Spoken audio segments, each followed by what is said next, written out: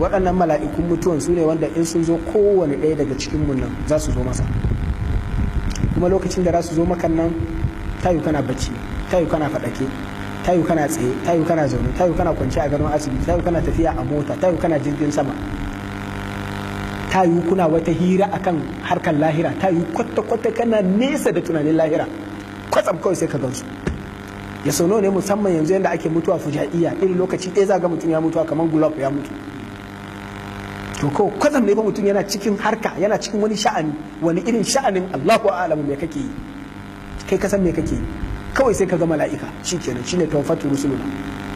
Su kuma hum la yufarritun, ba sa sakaci, in sun zo aiki kawai za su fara. A samin inda aka turo su za su zo ba magana hira, a tambaye ka me kake yi, menene sunanka, ba musibin ka kai dan ba wannan duk alwan su aiki kawai. Wa hum la yufarritun, ba sakaci kuma ba sa latti, lokacin da aka dora musu lokacin kaza in yayi wallahi zaka ga mala'ika a lokacin. Kuma in suka zo ba za su ce maka shirya ga munan mun zo za mu fara aiki, kawai sai dai ka ga an fara aiki, kuma lokacin ba za ka samu daman nan sai ka ga musu ga mala'ika ya zo, ka gaya musu balle mutum ya la yastati'una tawsiyatan, ba za ka samu daman yin wasiya ba, wala ila alim yarji'un, ko ka ce za ka koma gida ba wannan. A inda suka same ka a wurin za ka tafi. Wa ma tadri nafsun bi ayyi ardin tamut, baka san aina ne zaka mutu ba. Jama'a mu yi hankali wallahi da ubangiji. Waɗannan mala'ikun abun tsoro ne, har kawai suna zuwa sai su fara aiki. Allah ya ce thumma ruddu ila Allahi mawlahumul haq, sai a tattara ku gaba ɗaya a maida ku zuwa wurin Allah, haka za a yi ta komawa, ana ta tafiya ɗaya bayan ɗaya, ɗaya bayan ɗaya. Yanzu mutum ne suka mutu a Bauchi, a Najeriya ba, a Afirka ba, a duniya ba. Kai Allah yana aiki, ana ta tafiya wallahi, suna ta can ana ta taruwa, ana ta taro kai ba kai. To ranar da appointment ɗinka ya zo tawaffatu rusuluna, za ka ga mala'iku ne kawai, wahum la yufarritun, ba sakaci sai ka je rana. Za ka je ka gaya ake taron, me ake a can, wata waina ake toyawa, duk da kai za a yi, ba wani gaggawa, kai dai ka shirya ne. An fahimci wannan ko?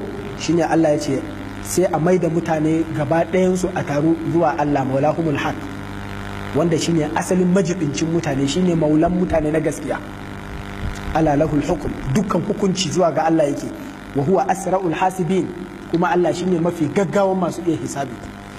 Dukkan mun nan a duniya duka, da mu da muke kan ƙasa yanzu, da wanda suke ƙarƙashin ƙasa, da wanda suke cikin sulbin, suke cikin gadon bayan mu wanda za a haifa, da wanda za su zo har zuwa ƙarshen duniya, Allah zai tara mu a arfajiya guda ɗaya, kuma Allah zai mana hukunci dukkan mu a rana ɗaya, kuma individually Allah zai, ba zai collective da ce bari gama da 'yan Bauchi an sallame ku, sai a'a kowa ɗaɗɗaya ma minkum min ahadin illa sayukallimuhu rabbuhu, kowa sai Allah ya yi magana da shi, kuma sai Allah ya bashi fair hearing.